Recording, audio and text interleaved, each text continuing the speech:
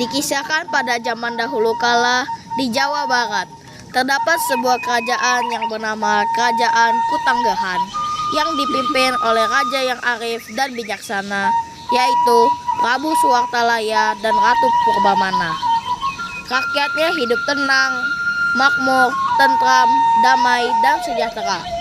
Namun sayangnya, Prabu Suwartalaya dan Ratu Purbamana belum dikaruniai seorang anak, karena dahulu Prabu Suwartalaya sering berburu. Sehingga ini menjadi kegelisahan sang Prabu Suwartalaya dan Ratu Purbamana.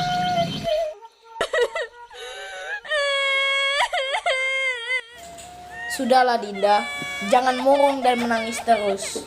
Kalau Dinda bersedih terus seperti ini, Kanda juga ikut bersedih.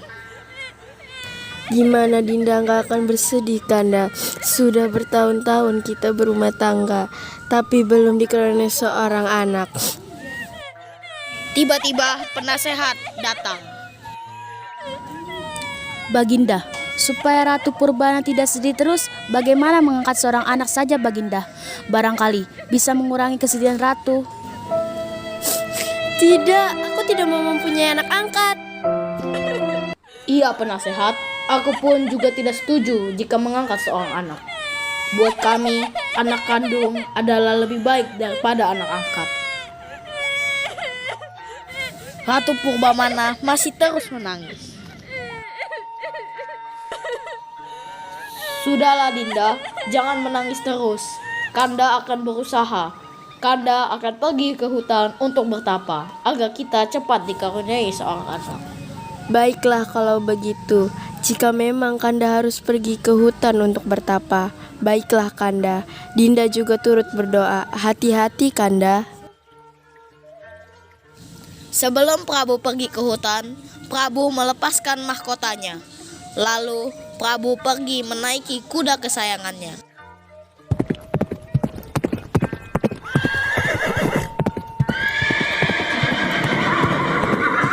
Sesampai di hutan, sang Prabu bertapa dan terus-menerus berdoa agar dikaruniai anak.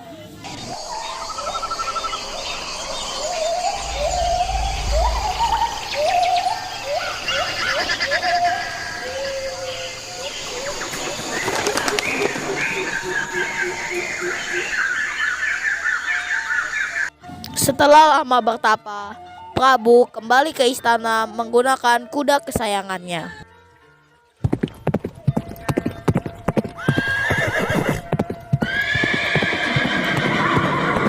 Dan Ratu menyambut dengan bahagia. Beberapa bulan kemudian, keinginan mereka terkabul. Ratu Purbamana pun mulai hamil. Seluruh rakyat senang sekali. Mereka membanjiri istana dengan hadiah. 9 bulan kemudian, Ratu Purbamana melahirkan seorang putri.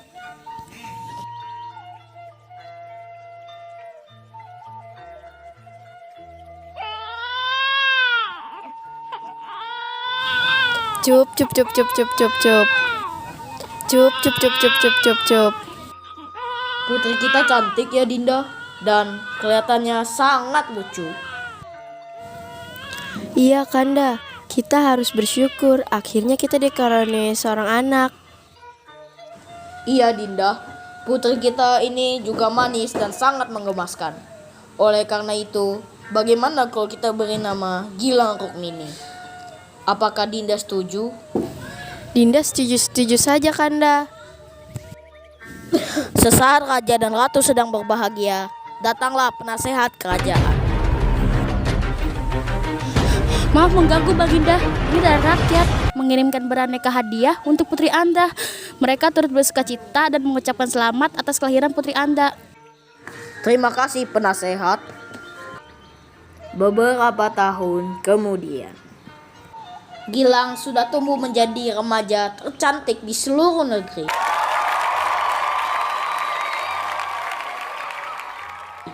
Sayangnya, Gilang Rukmini tidak diasuh secara baik oleh Prabu Suwartalaya dan Ratu Purbamana.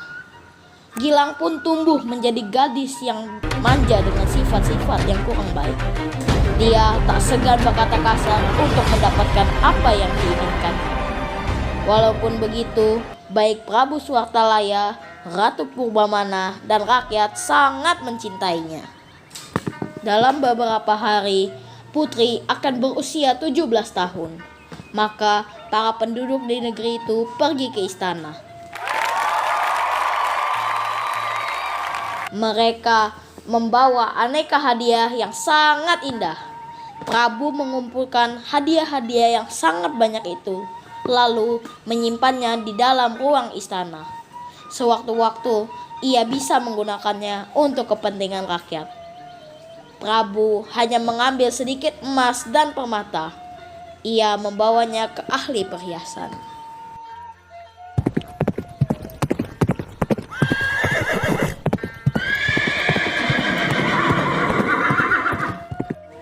Pak, tolong buatkan kalung yang sangat indah untuk putriku. Dengan senang hati yang mulia. Ahli perhiasan itu lalu bekerja dengan sebaik mungkin, dengan sepenuh hati. Ia ingin menciptakan kalung yang paling indah di dunia, karena ia sangat menyayangi putri raja. Hari ulang tahun pun tiba. Penduduk negeri berkumpul di alun-alun istana. Ketika Prabu dan Ratu Purbamana datang, orang menyambutnya dengan gembira. Sambutan hangat makin terdengar ketika putri yang cantik jelita muncul di hadapan semua orang. Semua orang mengagumi kecantikannya. Hore, hore, Raja dan Ratu telah datang. Wah, cantik sekali ya Putri Prabu Suartalaya. Ya, aku jadi iri melihatnya. Putriku tercinta Gilang Rukmini, hari ini hari ulang tahunmu. Aku berikan kalung ini untukmu. Kalung ini pemberian dari orang-orang dari penjuru negeri. Mereka sangat mencintaimu. Mereka mempersembahkan hadiah ini karena mereka gembira melihatmu tumbuh jadi dewasa. Pakailah kalung ini, nak.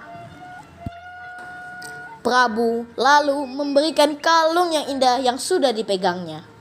Putri menerima kalung itu, lalu ia melihat kalung itu sekilas. Dan kemudian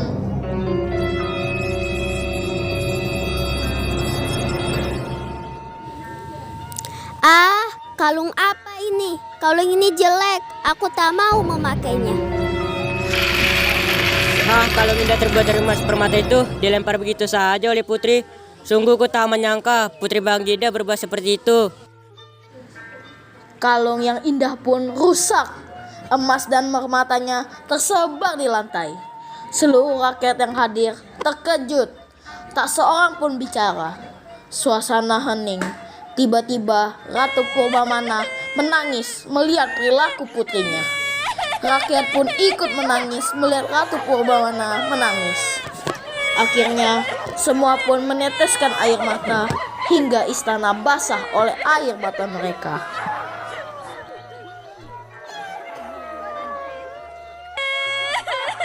Tiba-tiba muncul mata air dari halaman istana. Airnya keluar sangat deras yang makin lama makin banyak. Hah? Ada air. Hah? Tiba-tiba air ini membentuk kecil. Bukan, ini banjir. Setelah kejadian tersebut, rakyat berteriak-teriak kebingungan, panik, ketakutan, dan tiba-tiba istana pun dipenuhi air bagai danau. Lalu danau itu makin besar dan menenggelamkan istana. Kemudian terciptalah sebuah danau yang sangat indah. Nama danau itu kini dikenal orang sebagai Telaga Warna. Warna itu berasal dari bayangan hutan, tanaman, bunga-bunga, dan langit di sekitar telaga. Namun, orang mengatakan warna-warna itu berasal dari kalung Putri Gilang Rukmini yang tersebar di dasar telaga. Nilai moral yang dapat kita ambil dari legenda Telaga Warna yaitu pemberian dari orang tua harus diterima dengan senang hati walaupun kita tidak menyukainya. Itu merupakan sebagai tanda untuk menghormati apa yang telah diberikan. Karena keserakahan dapat berakibat buruk bagi diri sendiri dan orang lain.